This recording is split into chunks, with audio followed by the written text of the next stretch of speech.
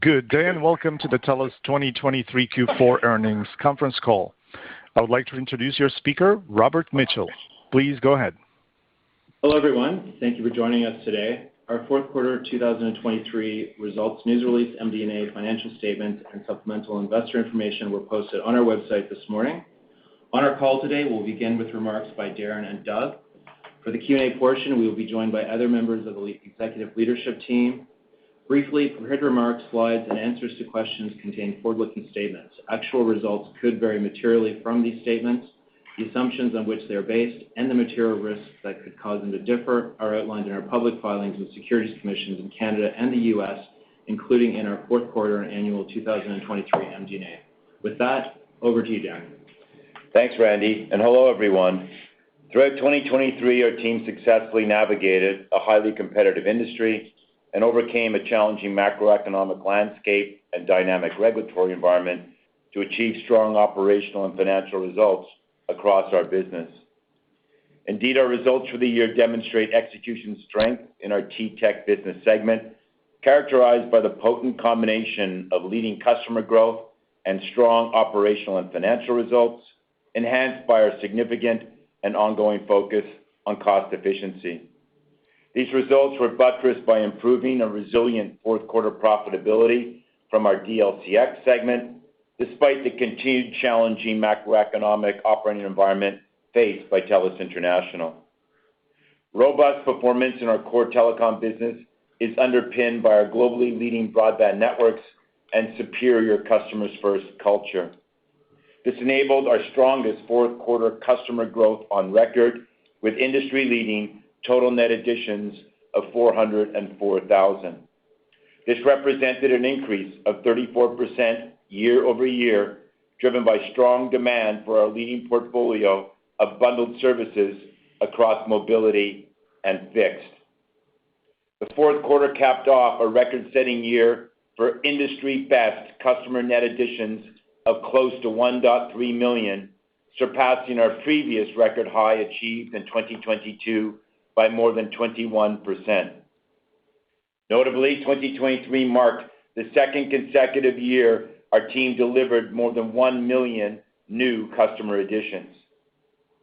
This robust performance included strong fixed subscriber growth of 259,000, our highest mobile phone net additions since 2010, with 443,000 net new customers, and all-time record connected device net additions of 564,000.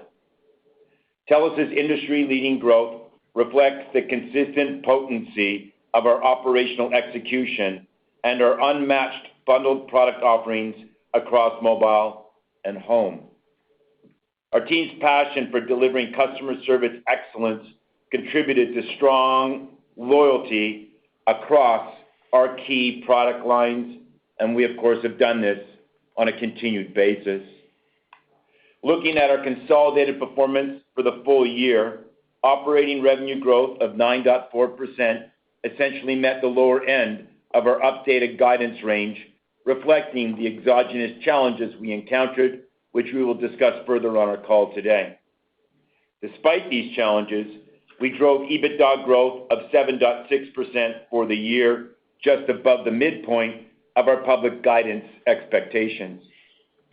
Moreover, we achieved strong free cash flow of approximately $1.8 billion, representing industry-leading growth of 38% for the year.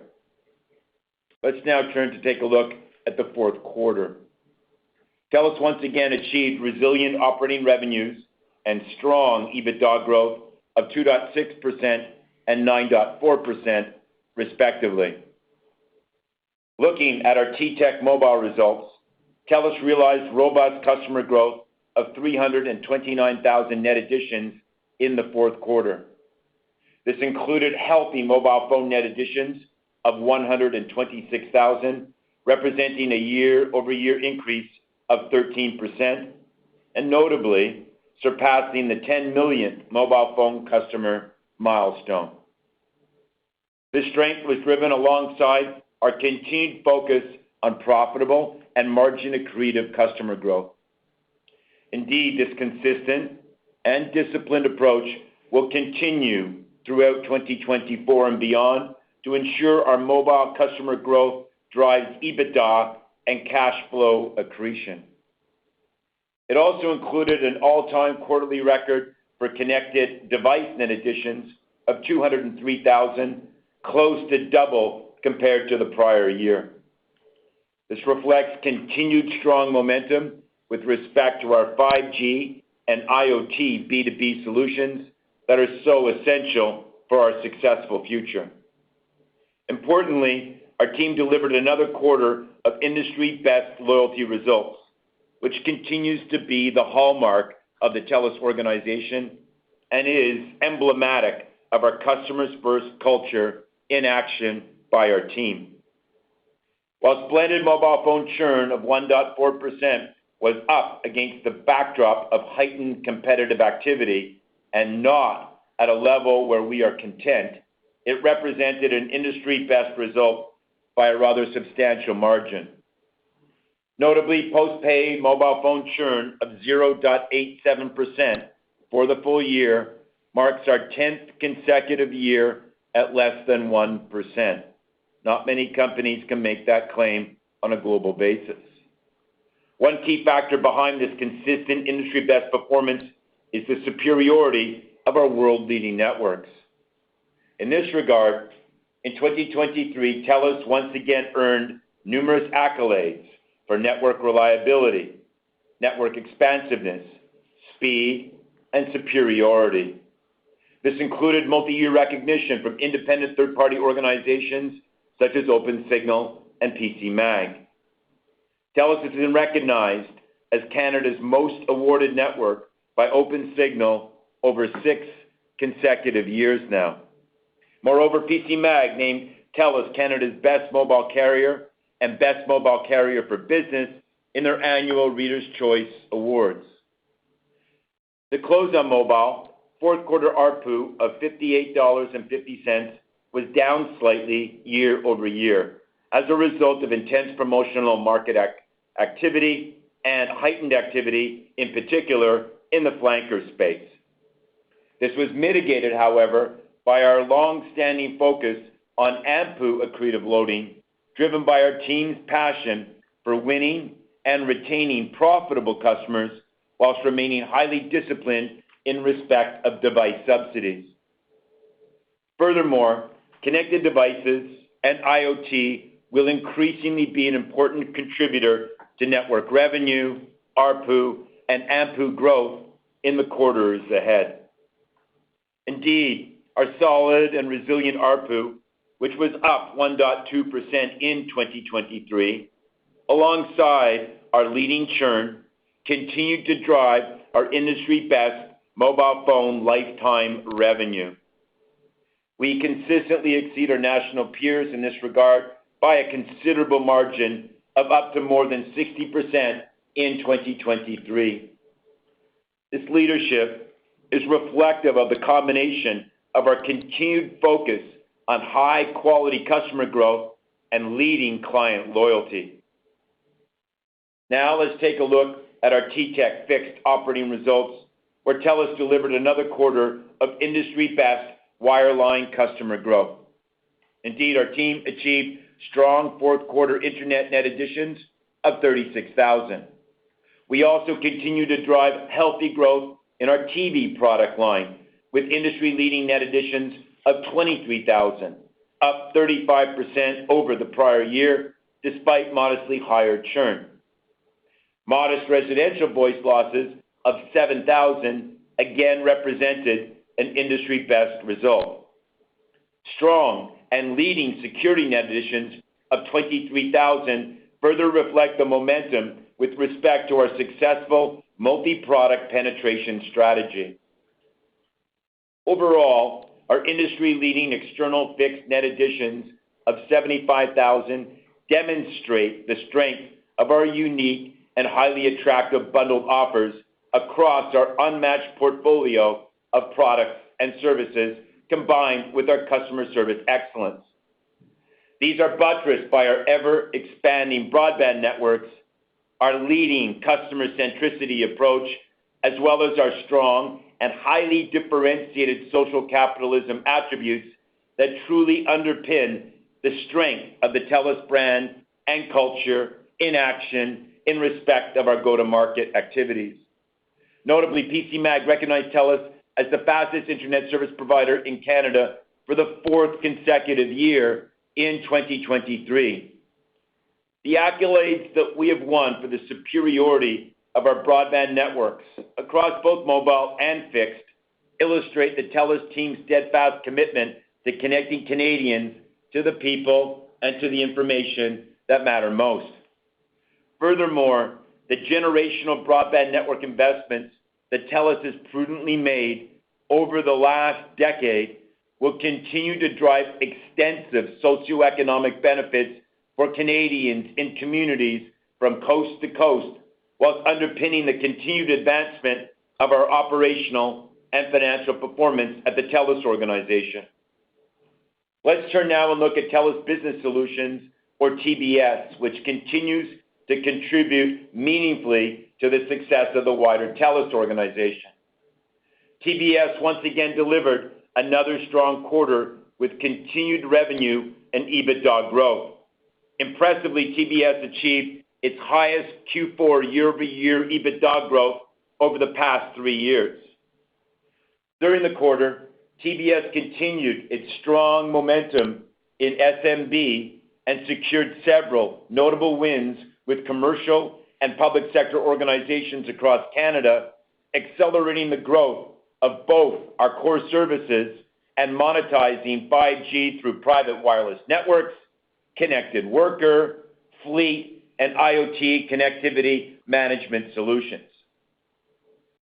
TELUS Agriculture and Consumer Goods, or TAC, has recently delivered the best back-to-back sales quarters on record in over 3 years in consumer goods, and also realized the best quarter on record for digital animal agriculture.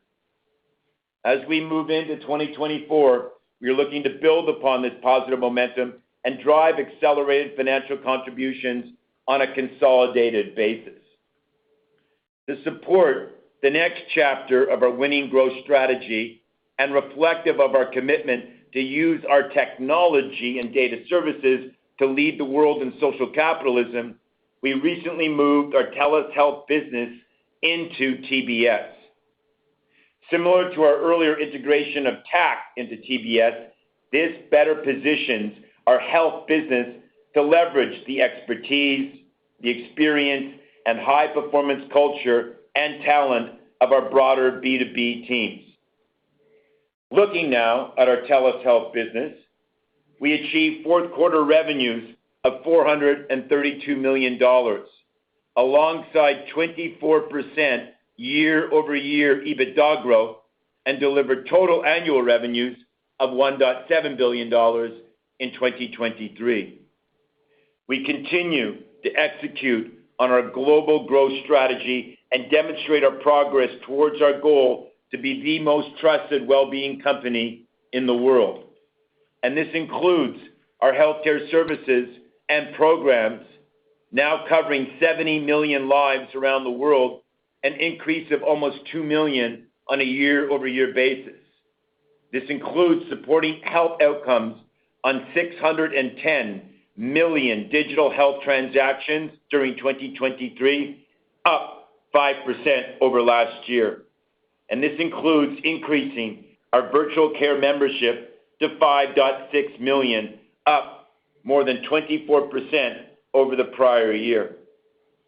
Since acquiring LifeWorks in 2022, our team is committed to driving $427 million in annualized synergies by the end of 2025.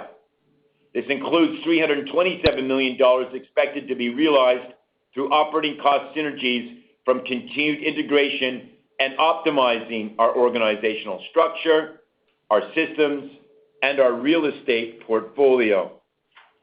In addition, we continue to anticipate $100 million or more from longer-term revenue synergies driven by cross-selling health services products within our TELUS Health customer base and throughout our TELUS portfolio of assets, including TELUS Business Solutions, Telus Partner Solutions, Telus Agriculture and Consumer Goods, and obviously Telus International. To date, we've achieved $233 million in combined annualized synergies towards our overall objective of $427 million. These synergies will allow us to reinvest in the growth of our business and improve our profitability whilst we focus on delivering efficient, secure, and best-in-class health and wellness solutions to our customers across the globe. Now, let's take a look at Telus International.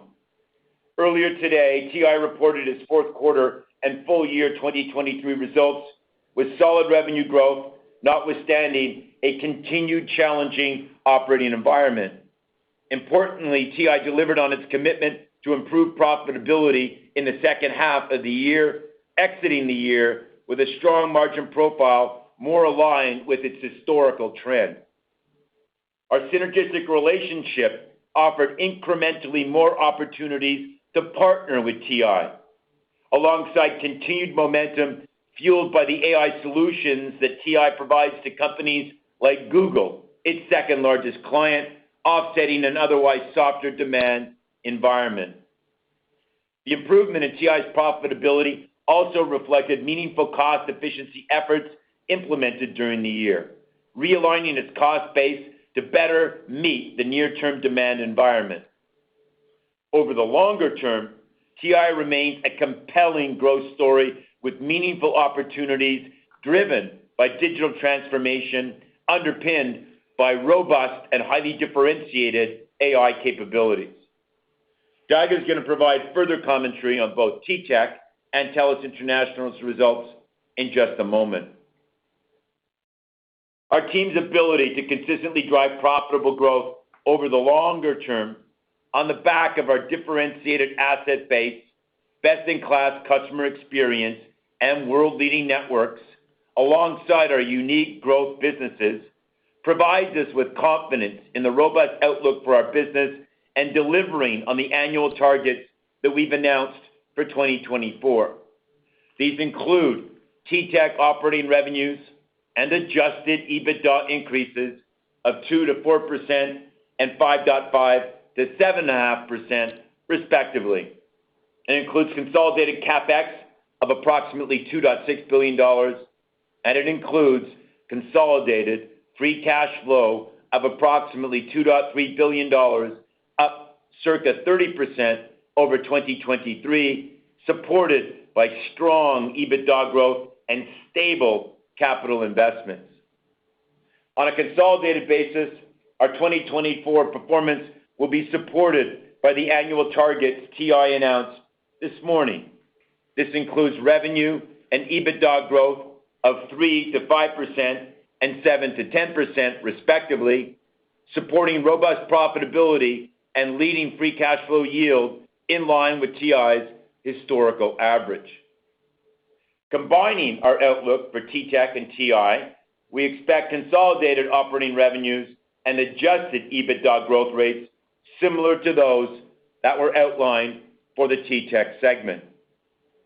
Furthermore, the unparalleled skill, innovation, and of course, the execution excellence of our team on our consistent and winning strategy underpins our industry-leading multi-year dividend growth program, now in its 14th year through to the end of 2025, and we look forward to communicating our multi-year dividend growth program at our AGM in May. To further buttress the sustainability of our consistently strong performance against the backdrop of the rapid transformation in our industry due to the evolving regulatory, competitive, and macroeconomic environment, we continue to focus on executing extensive efficiency and effectiveness initiatives across the Telus organization. Importantly, the transformational investments we have prudently made over the course of more than a decade in building the best culture and supporting industry-leading customer experiences over our globally leading wireless and pure fiber broadband networks are enabling the progression of our accelerated plans to digitally revolutionize our business and further streamline our operating costs, because this organization leads on digital, and this organization has a unique asset in TI. Our team's grit, resilience, and ability to embrace change and continuously evolve the way that we operate have enabled us to achieve our targeted team member reductions in 2023, with the full run rate of annualized cost savings expected to be realized in the second quarter of 2024. Furthermore, our intensified focus on cost efficiency is continuing into 2024, targeting restructuring investments of approximately $300 million over the course of the year. Whilst these come with many difficult decisions, we continue to leverage our decades-long track record of successfully navigating exogenous factors in order to rise to the current challenges and future-proof our business and deliver industry-leading operational, financial, and value creation results. Against the backdrop of these ongoing challenges, our Telus family continues to bring our caring culture to life. Last year, our team members and retirees logged an unprecedented 1.5 million hours of volunteerism in communities across the globe. This is an unparalleled accomplishment that is more than any other company in the world. Due in part to our team's unsurpassed dedication to putting both our communities and customers first, the Telus brand has increased in value from $10.3 billion in 2023 to circa $11.5 billion today, as ranked in the Brand Finance 2024 Global Report. Notably, Telus moved up 2 places to become the most valuable telco brand in Canada and the 8th most valuable brand nationally. And to think this brand was worth $600 million back in 2000.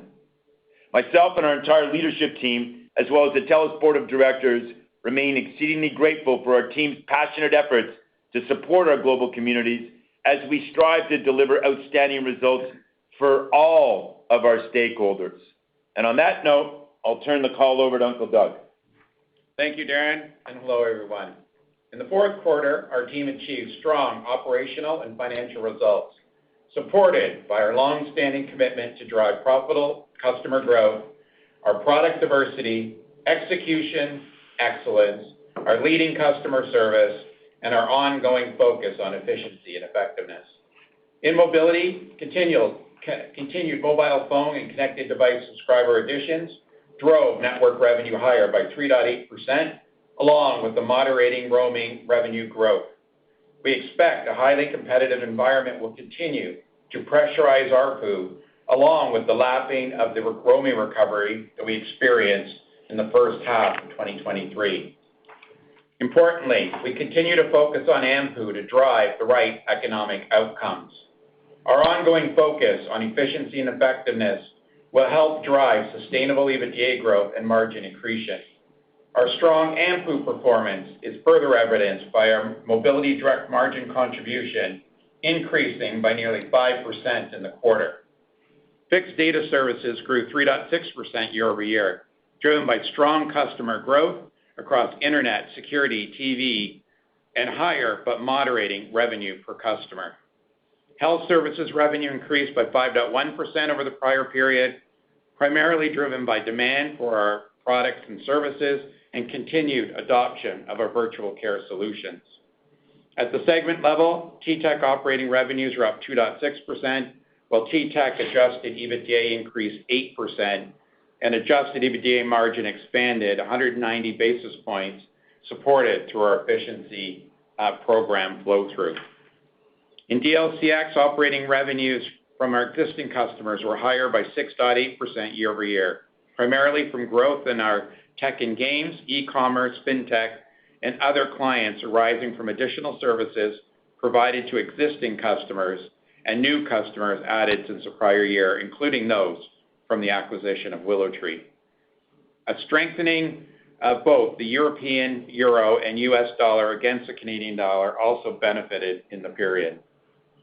During the fourth quarter, our Telus International team continued to execute against its significant efficiency plans and meaningful right-sizing to its cost structure.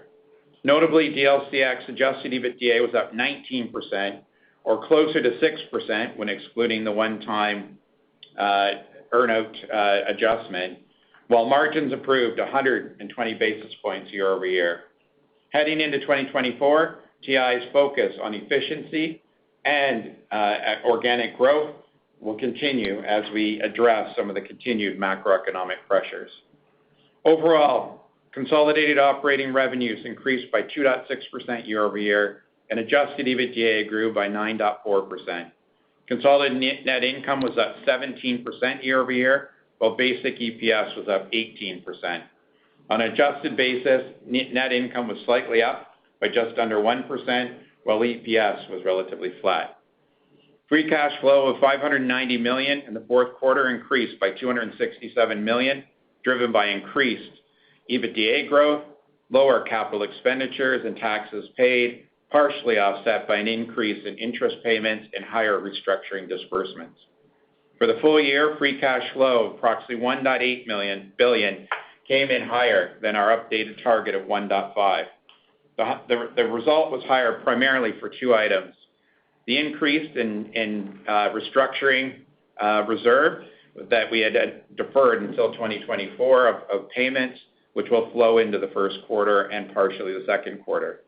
In addition, the second was the handset financing of approximately $75 million, where promotions in the period were more focused on rate plans instead of device plans.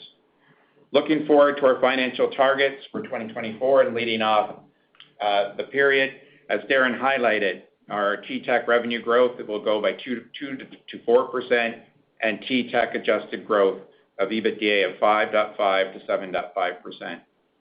Our financial outlook reflects continued healthy growth, while our core T-Tech business, as we maintain our consistent focus on profitable growth, driven by continued demand for superior bundled offerings over our leading networks. Our strategic focus to drive increased efficiency and effectiveness will also contribute to our financial outlook. Furthermore, in 2024, we anticipate improving financial contributions from Telus International, as well as Telus Health and our Telus Agriculture and Consumer Goods. Consolidated capital expenditures are targeted to remain stable at $2.6 billion, representing a consolidated capital intensity ratio of 13%, which is a historic low for Telus. In addition, we have earmarked $100 million for capital for real estate development initiatives, similar to 2023, as we progress our copper decommissioning program and work towards delivering our strategy and co-developing certain surplus real estate assets within our footprint. Lastly, consolidated free cash flow for 2024 is forecasted to be $2.3 billion, driven by higher EBITDA and stable CapEx. The strong growth includes higher cash restructuring payments related to our efforts undertaken in 2023, as discussed earlier, as well as incremental restructuring targeted in 2024. Putting it all together, combined with TI's outlook announced earlier today, on a consolidated basis, we expect operating revenues and adjusted EBITDA to grow similar to that of T-Tech. As we progress through 2024, we anticipate our adjusted EBITDA growth to build as the year progresses. A detailed list of our assumptions for 2024 is set out in our annual MD&A released today. Overall, we remain bullish on our ability to continue generating strong free cash flow for the years to come, benefiting from our industry-leading growth profile that consistently showcases our superior asset mix, our leading customer service, and our operational execution excellence. The strong position further supports our industry-leading dividend growth program in place through 2025 and beyond, along with the delevering of our balance sheet while continuing to make key strategic investments and continuing advancing our winning growth strategy. With that, Robert, back to you. Thanks, Doug. Mihai, let's please proceed with questions. Of course. First question comes from Vince Valentini from TD Securities. Please go ahead. Thanks very much. The first thing I want to ask is about the DRIP. Your free cash flow growth has been very strong and now seems to fully cover the dividend. Are we getting close to removing the DRIP discount, Doug? Yes, we are assessing that as we speak. We're going to look to the completion of the next spectrum auction, but we are definitely considering that as a future near midterm opportunity. Great. And related to free cash flow, one follow-up. As you may have noticed, there's some working capital gyrations in some places in the industry. Your free cash flow definition is very clean, but you do not include working capital. Any color you can give there on 2024? Is there any notable increase in working capital usage that we should be aware of? No, there isn't. We actually had, you'll see in our statements, a significant decline in accounts payable at the end of 2023 based on our capital acceleration from the year before. We do not see any blips in 2024. Great. Thank you.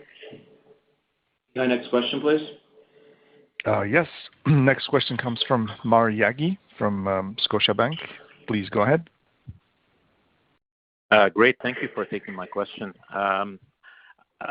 We saw Public Mobile quite active in the marketplace in Q4, and I suspect that this helped your loading in the quarter. We also saw one of your competitors had a significant amount of prepaid to postpaid switching.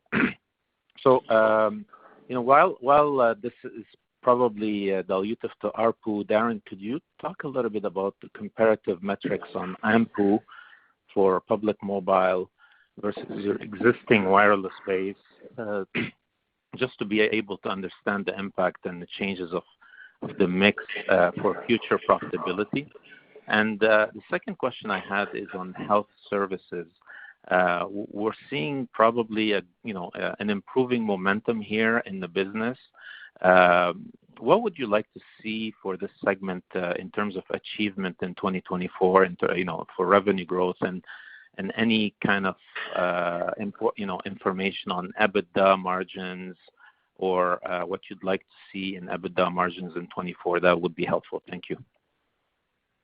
Okay, thanks, Mark, for both questions. I think I'll let Zainul answer the first question. It's a pretty good news story, particularly as it relates to the quality of our loading, the integrity between post and pre, the digital construct of Public, and what that portends at an AMPU level. So I'll hand over to Zainul for that. And Naveen, I'll let you handle what our expectations are for health in 2024. I'm sure they'll be both laudable and very ambitious and exciting. So Zainul and Naveen, over to the both of you. Hey, thank you, Darren. And Maher, thanks for the question. I think Public, one of the things to really highlight is that, we think about it internally as our IPO, our initial public offering, because it is a new offering. It's the first digital-only subscription offering, and it has resonated in the market, and it's resonated in a demographic and a space that I think that we've been underpenetrated in the past, and I think you can see that in our prepaid results. What you can actually glean from that, though, is that when you load a Public Mobile customer, because it is absolutely digital only, we get a 6 times improvement on AMPU relative to a traditional subscriber. And so that is incredibly accretive in our AMPU story. And I would say that the additional element of that is that we have been very focused on leveraging the assets that we have that are differentiated relative to our peers in the market. And one of those is Telus International.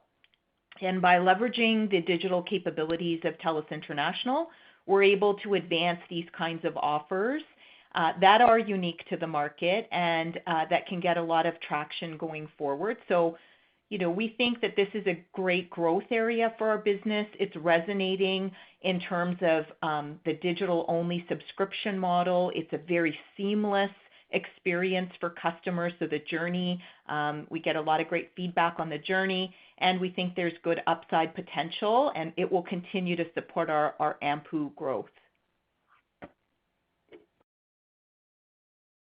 Thanks, Zaino. Yep. Over to thanks, you. Darren. And indeed, our health ambitions are laudable and exciting. So we're very excited to bring the teams together across our B2B portfolio. I think it's really going to give us an opportunity to amplify our cross-sell ambitions and really drive some highly differentiated growth opportunities. I think it's important to remember that for the health team today, we operate in 160 countries. And so a big part of our increased growth momentum that we're planning in 2024 is really around leveraging our presence in those 160 countries today and driving improved product penetration as well as improved customer expansion in those geographies. Our health and well-being solutions are really unmatched in the market today, and we continue to develop improved capabilities. And again, that'll be a significant focus in 2024 around accelerating the development of those products and services.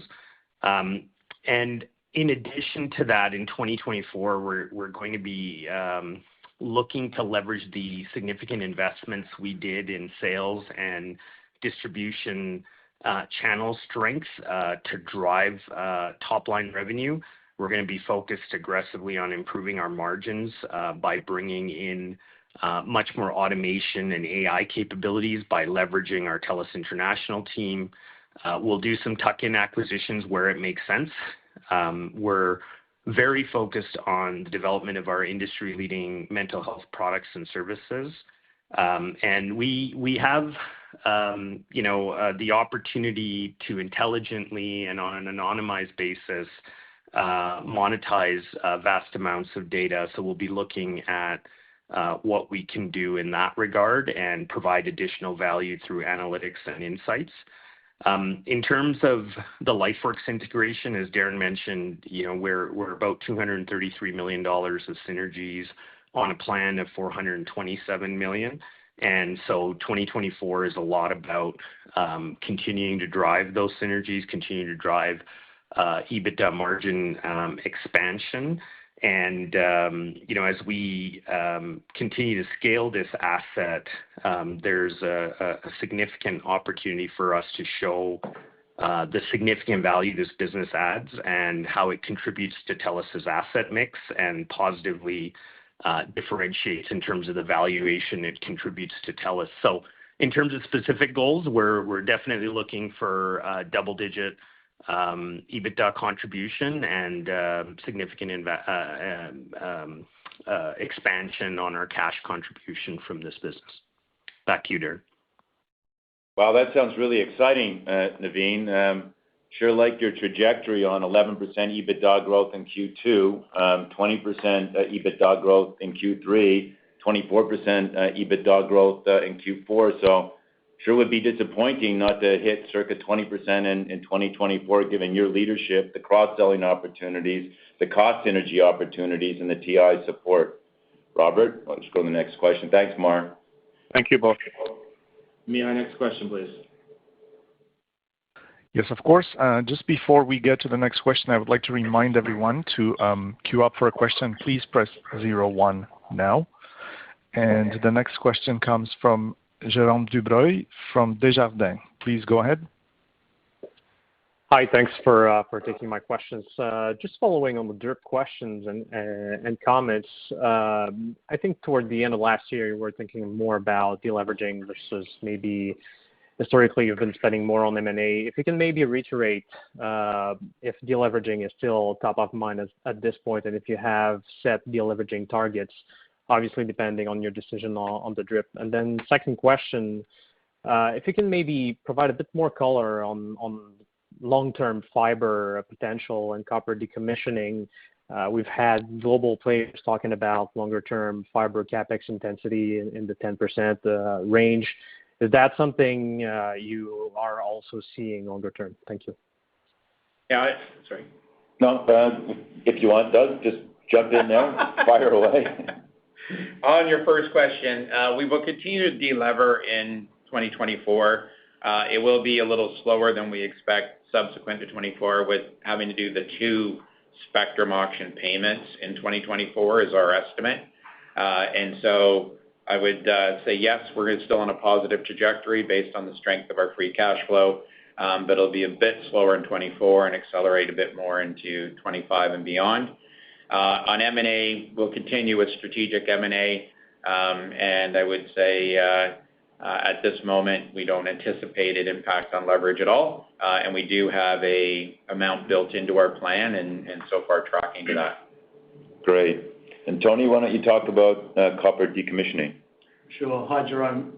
As you will have seen, pure fiber and 5G deployments now cover over 3.2 million premises and 86% of the Canadian population, respectively.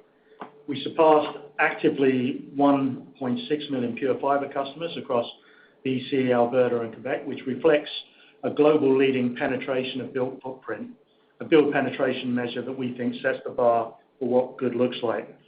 So with that impressive fiber investment, we're seeing great strategy returns. Our churn performance on the pure fiber base is less than 1% and has been so for 15 of the last 16 quarters. It presents a great product intensity opportunity for home and businesses that far surpasses other networks, be they copper or coax. Combined with 5G, we get an impressive broadband network resiliency for homes and businesses, and we support higher value loading, for which we saw in Q4 a 12% year-over-year increase in the base penetration of our 1 gig plus plans. And of course, the fiber is really accentuating the future-proofing as internet bandwidth demands continue to increase. Our pure fiber can easily accommodate higher speeds with minimal incremental investment per subscriber. A very different picture from those networks on legacy copper or coax, which have a much more costly journey of investment and upgrade required. Talking about the exciting copper retirement opportunities this represents, we decommissioned in 2023 14 central offices and the copper serving areas they serviced. And that presents a unique and differentiated real estate development opportunity for our business. So let's talk about urban mining, as we like to call it. We've provided and proved the capability in multiple geographies in Victoria, Edmonton, and the Lower Mainland, and we've determined that we can create a profitable transformation of this retired copper asset. And this paves the way for unlocking real estate opportunities and, importantly, supporting critical social needs through the delivery of affordable housing in the hearts of the communities we serve. In 2024, we aim to retire a further 25 central office and associated service areas for copper retirement and opening up the opportunity of urban mining, building on the 14, as I mentioned, we achieved in 2023. So I think it represents an exciting path for us. And then we're exploring some innovative ideas around how we can continue to build out in those markets not yet deployed with pure fiber. And we'll have more to say on that subject at a later date, but there are some exciting partnerships that we're developing, which I think will help us to continue to capitalize on the extreme benefits fiber represents. And of course, the recycling of the copper provides significant positive opportunities on the environmental front as well. Okay, Robert. Thanks, Jerome. Mihai, next question, please. Yes, of course. The next question comes from Stephanie Price from CIBC World Markets. Please go ahead. Thank you. I was hoping that just given the increasing spend with TI and going over to TI as CFO, maybe you can talk a little bit about how you see that relationship with TI evolving over time. And then for my second question, hoping you can touch on the additional restructuring costs of roughly $300 million in 2024. In a tougher economic environment, do we assume more of an annual cadence to restructuring as you look to optimize the business? And related, Doug, I think you mentioned that you expect EBITDA growth to build over the year, and I assume that might be restructuring related as well. Thank you. Zainul, given the criticality of the relationship between our consumer business and TI, why don't you speak to that? And Jeff, you're on the call. If you've got a few things that you want to top up on post Zainul's answer, I think that would be great. And Doug, you and I can handle restructuring. Zainul? Okay, thank you. Thanks, Stephanie. Great question. I think you'll definitely see us, as I mentioned, around the public review as well, that we're going to continue to synergize and leverage TI effectively across our business. And, you can see that there are ample opportunities from an end-to-end perspective. Customers are wanting more digitized solutions. And what we're doing with TI is also ensuring that we build exciting new product roadmap capabilities that we can own ourselves, we can license from an end-to-end perspective to other peers in the industry globally, and that reduce our costs and create an opportunity for us to really own our destiny in terms of our product roadmaps. So you'll see more of that to come, and it accelerates our opportunity to drive those gains because we're not dependent on a third party. We have a synergistic relationship with TI across development. And then on the overall cost per customer perspective, leveraging TI enables us to support the demands of our customers in a product intensity environment. We're serving our customers across numerous products, and we're able to leverage TI to scale those capabilities and provide quality and excellence in our customer service profile.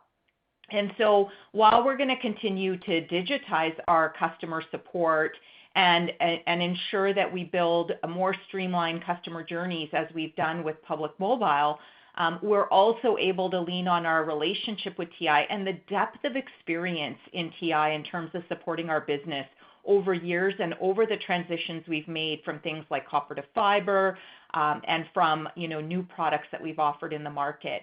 So I think you'll continue to see that synergistic relationship evolve, and you'll see it bi-directional with respect to supporting us on our growth and AMPU objectives, and us supporting TI in terms of leveraging those solutions more globally. Maybe, Jeff, you wanted to top up. Sure. Thanks, Zainul. Hey, Stephanie. Nice to hear your voice again. A few things I would add. The symbiotic relationship between TELUS and TI is by no means new. That has been in place as part of our originating thesis at first instance. TELUS International enabling TELUS in its digital transformation and delighting customers through the combination of talent and technology. But at the same time, TELUS International then repatriating that learnings from serving other customers, bringing those back to TELUS. And then what we do with and for TELUS enables us to go and take that show on the road, so to speak, and serve other customers, certainly principally in the telecom and media segment, but by no means exclusively, given the obvious similar dynamics in the buying behaviors and challenges that customers in the BFSI, healthcare, and other segments are challenged with as well. I think consistent with that symbiotic dynamic, whilst we're certainly saddened to see Vanessa leave, bringing Gopi on board is part of the robust, coordinated succession planning. Again, an opportunity for both TI and TELUS to benefit from one another's access to a global talent pool. And Gopi, having proven herself as a trusted leader and advisor and advocate within the TELUS organization for the past 14 years, brings to TI an opportunity to further strengthen the connection between the two organizations. And as Zainul just pointed out, the opportunities prospectively to continue to enable one another. And similarly, Naveen's comments earlier on the healthcare front, I think the environment just becomes that much more target-rich bi-directionally. Doug, you want to comment on restructuring? Yeah, on the restructuring side, we still have an elevated amount of restructuring within the real estate portfolio. So as Tony highlighted, we have a significant opportunity on the rationalization of real estate, not just in coordination with the copper decommissioning, but even within our own office footprint, and aligning the way we do business and the way our team members work today versus the old historical footprint that we have. So I'd say a little more than a third of it is going to be the elevated real estate, which we'd have in year again. There's a portion of it for M&A and integration in some of the items that we would normally see as well. And then the remaining is the ongoing efficiency and effectiveness program. And if you remember, our ongoing run rate is generally 150 to 200 million. So we are elevated maybe 100 million next year, but it's a combination of all those items and trying to leverage all the assets that we have in front of us. Great. Thank you very much. Thanks, Stephanie. Mihai, we have time for one more question, please. Yes, of course. Next question comes from Simon Flannery. Please go ahead. Great. Thank you very much. Good afternoon. I wanted to just come to the 24 outlook and particularly around the wireless industry. Maybe you could just talk about the sustainability we've seen across the whole industry this quarter, this year, really strong loading. I know the government's looking at foreign student visas or permits. How do you think about the sustainability of the current growth rates for the industry? And then you specifically called out the churn as being better than peers, but still not where you want it to be. So perhaps just unpack how you think you can bring that down. Or are you already seeing some normalization in Q1? Thank you. Okay, Zainul and Naveen, I'll hand that over to you to comment on so we cover up both the consumer side but also the B2B side, particularly in respect of IoT as well. Zainul, why don't you go first, and Naveen, you can complement. Yeah, great. Thank you so much for the question. So I think we are focused on continued premium and high-quality product intensity loading. And we're also focused, as I mentioned in some of the discussion on public, on penetrating areas where we have been under-penetrated in the past. And I think that there is tremendous growth opportunity for us and our organization in that regard that can, we will obviously be impacted by the macroeconomic environment, but I think that there are growth prospects for us as we have been under-penetrated in some of those segments. And we've been under-penetrated from a product intensity perspective in some regions of Canada, which I think we can continue to pursue. So, when it comes to churn, as Darren highlighted, we have been, of course, ahead of the industry and ahead of our peers, but we're not satisfied. And what it's taught us from a performance perspective is that we're going to have to continue to advance our product intensity and bundling plays for all segments of the market and have more attractive bundles for all segments of the market. And, when you look at the assets that we have and our ability to accelerate the go-to-market of those assets, as we discussed with TI, we have tremendous upside opportunity. Clients are responding to our desire to see, greater product intensity and create greater value from them. And I think you can see that in areas like security and smart home automation, which we will continue to evolve. You can see that in areas like health and other areas that we're continuing to bundle. And you can see it in our very unique and differentiated content strategies. And as an example, we were the first in the world to launch the new version of Stream Plus 2.0, which bundles Netflix, Disney Plus, and Amazon Prime for the first time ever. And so these types of offers are going to continue to resonate with our base and continue to drive product intensity and continue to differentiate us relative to our peers. And I think that, those are the kinds of areas that we'll continue to lean into to improve our churn results. Thanks, Anne. I appreciate the commentary on judicious loading in respect of quality and the potency on our retention front, the continued focus on efficiency through to the AMPU level, and how we win on the marketplace as it relates to bundling. Naveen, do you want to comment? Yeah, thanks, Darren. Just building on Zainul's comments, similar thought process on the B2B side. So first and foremost, we are very focused on high quality, good margin loading. We're not going to, chase non-profitable or low profitable loading. I think there's a significant market growth opportunity that we still have on the B2B space. There are natural geographies where we have a lot more addressable market to go after, and that's what we're focused on. I think on the bundling point, again, as I mentioned on my response on health, what a great differentiator for our B2B organizations, and we can leverage that in terms of the cross-sell and strategic value or solution value we can provide customers with a combination of telecommunications and health capabilities. So lots we can do there, and lots of opportunity for growth and intensity. And then on the 5G or monetizing 5G side, we continue to remain very bullish in terms of our ability to monetize 5G.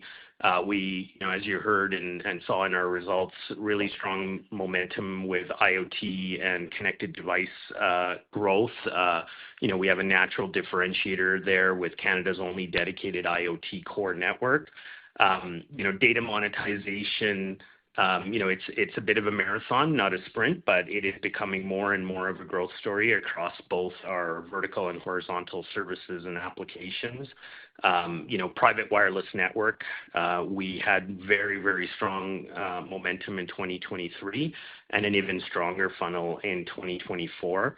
And so we'll continue to look at intelligent ways to monetize 5G. We'll look at smart tuck-in acquisitions where it makes sense. We recently bought Badal, which really is a leader in supporting data migration to the cloud, data management excellence, and data analytics, and a great opportunity for us to bring that capability across health, across Telus agriculture, consumer goods, and then our core B2B capabilities, along with our vertical and horizontal industry solutions capabilities on the IoT side.